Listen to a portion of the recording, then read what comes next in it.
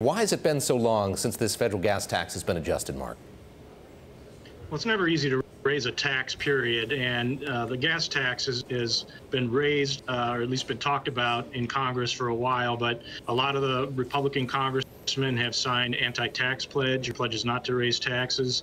And the thought is that this is just too much political capital to expend. So, we've seen proposals raised over time to raise the gas tax to help replenish the funds that go to states for highways and bridge projects, but it just hasn't happened. Mark, I want to ask you about the political realities here. I read your piece and I thought about the interview that our colleagues Margaret Talov and Jennifer Jacobs did with the president back in May. They raised the specter of raising the gas tax, and what he said was, quote, I've had the truckers come to see me that if we earmarked money toward the highways that they would not mind a tax, gas tax or some form of tax. Sounds a bit awkward as I'm reading it there, but it seems like what he's indicating is he's open to it. And he'd like it to be tied to highway funding. What did you make of what the president had to say back in May, and what does that say about the contours of this political conversation in Washington today?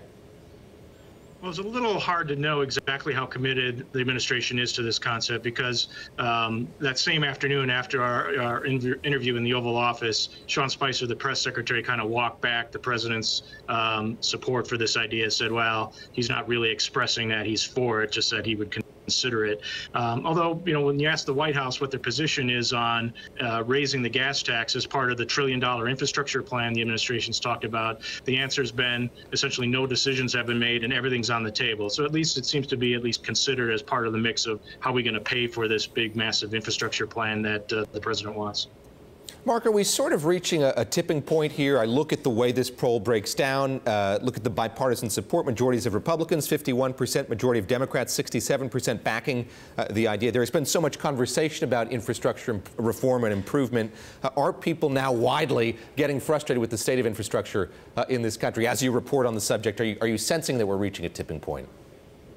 I think so. And the poll kind of indicates that, while nobody wants to raise taxes, if in fact the proceeds are tied and can be shown to be going directly to improving the roads and bridges that people drive on, they're willing to pay a little bit more if it means their quality of life improves.